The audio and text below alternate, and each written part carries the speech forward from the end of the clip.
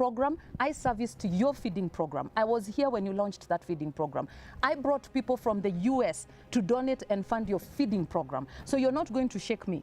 At the end of the day, you get all the achievements and the kudos, and I've never complained. But to we're gonna drive Garigani? Mingi. But you know, I had a BMW X6, yeah? He what? But he never took any. No, he didn't. He's a nice guy. Yeah. What happens when TV glam meets political power? Welcome to this episode where we'll be covering TV girls and politicians, from exposing the flings, secrets, and scandals behind some of Kenya's most talked about women in media and the powerful men they've allegedly been entangled with. Let's start with a tale as juicy as vintage grapevine. At the heart of it, the late President Daniel Arap Moi, the iconic Catherine Kasabuli, and Congolese superstar Kanda Bongoman. Catherine Kasabuli, though she passed away in 2022, her name remains iconic, but behind the broadcast brilliance were quiet whispers linking her romantically to top political men. One unconfirmed but widely speculated affair involved former Vice President Mudi Awori. The rumors never solidified into anything concrete, but the streets, especially on X, formerly Twitter, kept throwing shade. Let's start with a tale as juicy as vintage grapevine. At the heart of it, the late President Daniel Arap Moi, the iconic Catherine Kasabuli, and Congolese superstar Kanda Bongoman. In the early 90s, Kenya woke up to a scandal that shook the entertainment scene. Kanda Bongoman, the Congolese king of soukous, was deported in 1991. At first, everyone believed it was a personal move by President Daniel Arap Moi himself, and the gossip was wild. Why? Because whispers in Nairobi's backstreets claimed Kanda had a thing with the stunning TV queen Catherine Kasabuli, the very same Kasabuli who, rumor had it, was also linked to the late president. Imagine the drama. For years, that story lingered, especially because powerful men like Moi rarely got questioned. But later, Kanda came out to clear the air, revealing the real storm behind his deportation: a nasty fallout with Hezekiah Oyugi, Moi's feared internal security boss, after the singer reportedly snubbed performing at Oyugi's daughter's wedding. The problem was between two big men in Nairobi. I was invited by Mr. Oyugi. Bongoman, I wanted to remain. Then you can perform on my daughter's wedding. Yes. So now, maybe in another 3 days, you'll be expired. Can you try to go and extend my visa? Don't worry, I'm a big man. I'm working at the president's office. No one will do anything. But immigration, it was Mr. Kwinga. And he heard that. He heard what the old man said. He said, then he refused to renew Kanda Bongoman visa because he said he's a big man. To show him also I'm a big man in this country. That's why he sent immigration officers and to send me back home. But recently, Citizen TV's veteran journalist Fred Obachi finally cleared the air on what really happened. Turns out, Kanda Bongoman didn't even know Catherine Kasabuli at the time all this drama went wild. Kanda Bongoman mwambie he should leave the country immediately. Nikasema sasa sijui, hakuna mtu ananieleza, ni polisi kutoka State House wamekuja wamesema hakuna show. Yaenda mimi nikajaribu kuuliza askari wengine, what is it? Niambia kuna msichana ambaye alikuwa eti ni girlfriend wa Moi, eti na Kanda Bongoman akapita naye. Eti Catherine Kasabuli. I say no. I had been with Kanda Bongoman almost every minute of his stay. Nini imetendeka? Yes. So tukifika airport, Catherine akawa ndiye anasoma nini? News. Sasa mimi nikauliza Kanda, unamjua? Sema no. I mean, don't know TV girl. Yeah. So unaweza kuangalia mtu na ukajua Kama ukweli anasema ukweli. Kanda Bongoman ndege ikaja, akaenda. Still, the gossip didn't die. In fact, during Kasabuli's funeral, decades later, netizens revived the rumors, even speculating that her son bore a striking resemblance to the late president. True or not, that mix of music, power, and whispered affairs turned Kanda's deportation into one of the juiciest scandals in Kenya's showbiz and political history. Next up, Jackie Maribe, a former Citizen TV darling, and Dennis Itumbi, the controversial digital strategist and political insider. The situationship was public, passionate, and puzzling. From birthday surprises to poetic Facebook dedications, Itumbi wore his heart on his keyboard. Jackie Maribe and Dennis Itumbi's bond has always had people talking. From kissing photos online to cryptic birthday posts, fans were convinced they were more than just friends. But then tragedy struck. Maribe got entangled in the Monica Kemani murder case, and guess who showed up in court in her defense? Itumbi, front row. Many called it true friendship, others said mapenzi ni kichaa. She's my driver. Wacha baki hapa. No, she's my driver. Okay. Ukimtoa hapo kwa press conference imeanza.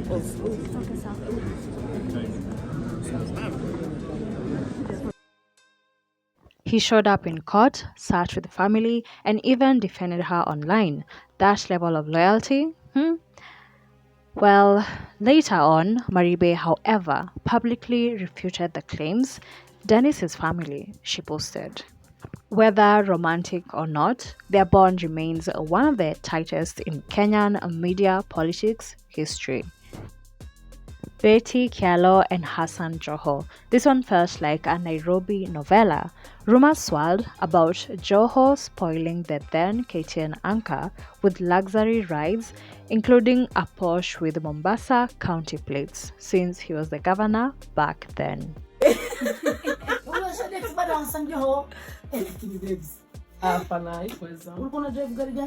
Mingi. But you know, I had a BMW X6, yeah? He bought? Mm-hmm. The car was allegedly later repossessed after the breakup, causing a social media frenzy. He bought? Mm-hmm. But he never took any. No, he didn't. He's a nice guy. Yeah. That was a fake story. Betty later admitted on an interview with True Love magazine that she had dated a politician and regretted how public it all became. While Joho never confirmed the affair, Kenyans connected the dots. I mean, on social media, there was a lot of talk that you were going out with a certain public figure. I don't know, is that true? I saw that and I followed it. They even had a conversation on the kind of shoes people wear. And I asked by the way people they call and asked, I called the CEO of Radio Africa. Mm-hmm. I said, how does that help you to report about my personal life, what I do outside my day-to-day? Recently, Betty Kialo opened up about the relationship, saying things were exaggerated by blogs at the time and that qua ground, things were different. But he never took any. No, he didn't. He's a nice guy. Yeah. That was a fake story. You know, he's such a nice guy. Like, you know, and he didn't do any of those things. Like, let's do you remember, like, do you know, like for a whole year, he paid for everything. Pakades TV. According to her and her sister, Mercy Kialo, Joho is such a sweet man and they have remained friends. He was such a nice guy. Like, he was such a gentleman. Like, even right now, we are friends. Like, we are... I went away. Saying we're not gonna because miss a friend.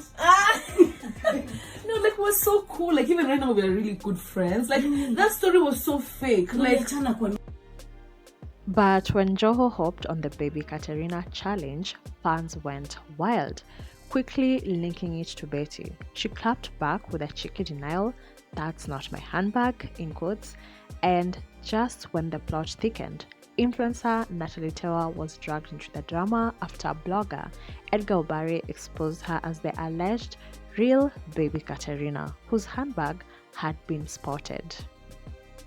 Joho and Junet Mohammed even tried to do damage control, claiming the bag belonged to a staff member, but by then, Kenyan gossip streets had already gone up in flames. Betty's love life has always made headlines, but this saga, it was peak power couple vibes with a twist that kept everyone talking until it all fizzled out. Caroline Mutoko, the voice that shaped an era on radio, has long been linked to the late Senator Mutula Kilonzo. After his sudden death in 2013, one name that kept resurfacing was Caroline's. Blogs speculated that the mysterious visitor at Mutula's home could have been her. In a rare sit-down on NTV's The Trend, Caroline tried to set the record straight. But instead of silencing the whispers, her answers only fueled more curiosity. Strangely, that interview is nowhere to be found online today, almost as if it was quietly buried. Yet, Kenya Daily Post, one of the few blogs bold enough to cover her comments, claims she outright dismissed the swirling rumors. But the online detectives weren't done. They began linking Caroline to another intriguing thread, the story of her late sister, Regina Mutoko, reportedly interning at Mutula Kilonzo's law firm. This detail didn't come from the mainstream headlines, but from low-traffic, almost forgotten articles, the kind that make you wonder, what else is hiding in plain sight? Whispers even suggested that Caroline once felt uneasy crossing paths with Mutula's wife because of these rumors, but with time she allegedly overcame the tension and the two women even became friends. Though never confirmed, the narrative lives on in Kenya's gossip canon.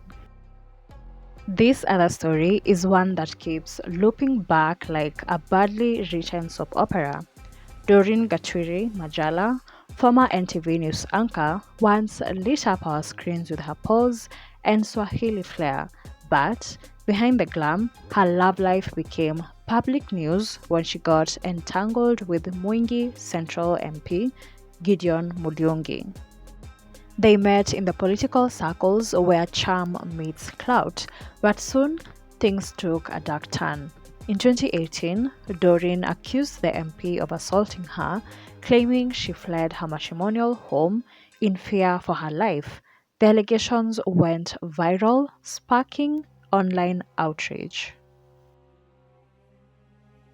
Doreen went ahead and filed a criminal complaint. Yes, this wasn't just talk on social media, it went straight to the police and then to court. By January 2019, the Honorable MP himself had been arraigned at Gong Law Courts, standing before Magistrate Alex Iduku to answer to those assault charges.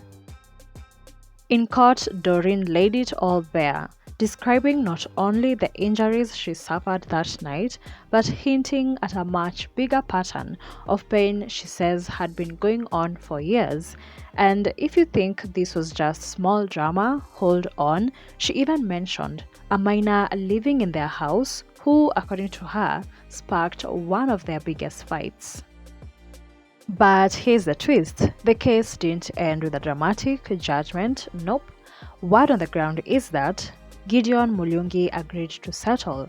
Reports say he paid Doreen a cool 3 million Kenya shillings in compensation, and in exchange, the criminal case was withdrawn. Just like that, no jail time, no conviction, and zero chances of him losing his parliamentary seat due to jail time. And if you're trying to Google court records on this one, save yourself the trouble. The official Kenyan law database doesn't have any of those proceedings uploaded online, that is, most likely because it was handled at magistrate level and settled out of court. But make no mistake, those hearings happened and they had the country talking for months. And just when we thought that was enough tea, Mulyungi made headlines again after he was accused of assaulting locals during a chaotic confrontation in 2023. Locals protested his actions. That case, it was public, it was emotional, it was raw. Kenyans saw Doreen bear her pain for the whole world to see, and many thought that was the end of that chapter. But fast forward to 2024 and hold on to your seats, Doreen and Gideon were spotted together again. Yes, you heard me right. The two once bitterly estranged were now all smiles, celebrating their anniversary like nothing ever happened. Is this love, forgiveness, or something else entirely? But wait, the tea gets hotter. By June 2025, word on the street, courtesy of none other than blogger Edgar Obari, is that Gideon hasn't exactly hung up his old boots. Allegedly, the MP is still entertaining side flings, and just to spice it up, an undated video surfaced online showing him awkwardly dancing with a group of campus students. When they say old habits die hard, they weren't lying.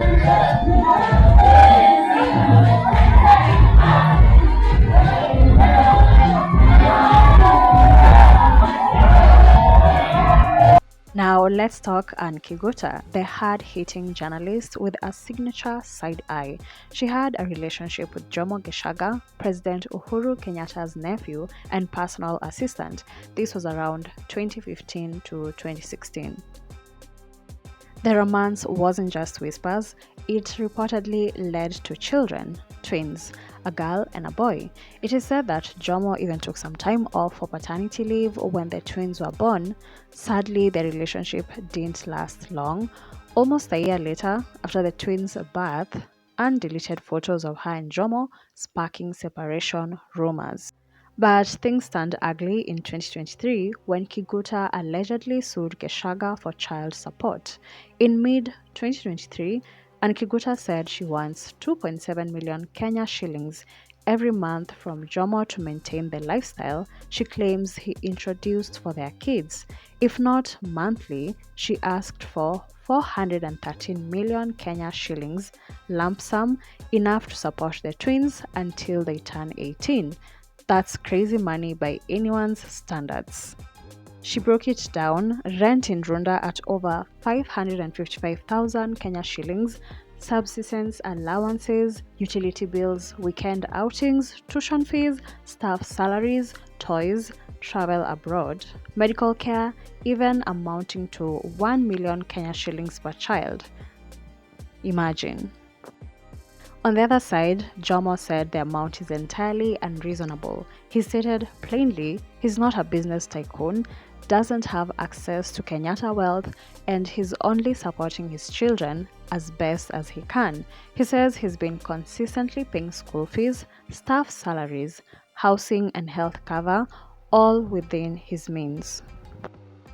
Jomo also took steps to fight for joint legal custody and even asked that perhaps he should have physical custody or a fair shared agreement. This is not just money, it's about parental responsibility. Here's where it gets even more dramatic. The court forbade media coverage of these hearings. That means no cameras, no live updates. Jomo didn't want the whole thing splashed all over tabloids again after it made headlines. And now enter Christine Lewis, formerly known as Christine Muturi, who made waves in 2023 as the rich, mysterious mentor to influencer and employee Yvonne. Some things I've learned from living with a billionaire in a mansion. You liked my other videos, so I figured I'd add another one. This one is gonna seem a little more materialistic based, but stay with me. I don't even open my own curtains, none of us do. Don't cook, clean, wash dishes. On my first house tour or mansion tour or whatever, and this one's worth 90 million. I loved when I got in it. I did notice it's an older house. It's more like older money, okay? And that was like the foyer, and then when you go in, it's the living. Mogore. Back then, little was known about Christine until she launched Westwick College, a flashy institution that promised to train Kenyans in nursing and place them in lucrative jobs in America. It sounded like the ultimate jackpot for job seekers. We finally have scholarships. If you're in Kenya and you're interested in going to the US, you probably ran across our school somewhere on social media. If you haven't, we're at Westwick College. And during our meet and greet that we had recently, the biggest question we kept getting asked is, do you have scholarships? Finally, I can say yes. The only fee you ever have to pay us is $3,000. But hold up, just a year later, the dream crumbled. Allegations started flying that Westwick was nothing more than an elaborate scam. And that's when Christine's name hit the headlines for all the wrong reasons.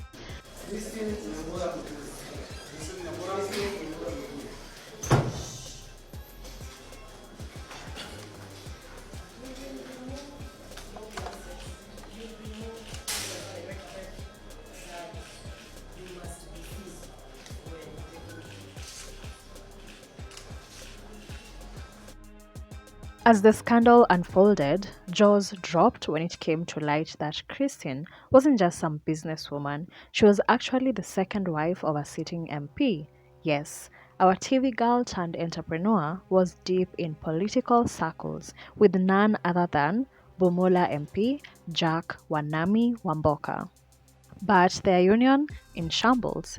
They had reportedly split, and Christine publicly accused him of abandoning her during her legal battles, despite, according to her, him allegedly enjoying the proceeds of the I've dated more prominent men than you. That's why I'm saying you are below the barrel. Anything for me, Jack Wanami Wamboka. You never did anything for me, yet I did so. That all the drama I have been going through in Kenya is because of you, Jack, and your little people. And I'm going to name you one at a time because I have your videos. When you went on TV and you said you're no longer married to me or we are no longer married, I accepted. And I want this to go on record. I do not want you, Jack. There's nothing that you have or some loot. He, of course, denied the claims, calling it character assassination. What started as a story of mentorship, influence, and entrepreneurship spiraled into one of scandal, betrayal, and political whispers. From secret texts to courtroom drama, this has been one wild ride through the tangled lives of Kenya's TV queens and their political connections. But here's the thing. These are just some of the stories. Who did we miss? Which media personality meets politician scandal shocked you the most? Let us know in the comments. We are reading them all. And don't forget, this is just the beginning. There's always more tea brewing in the worlds of media and politics. Hit that like button, subscribe, and turn on the bell so you don't miss the next episode right here on Trending Pips. I'm telling you, I know how you go collecting money. I'm going to put it all on record on how you go poaching ministers and all these people collecting money from them. So don't get me there.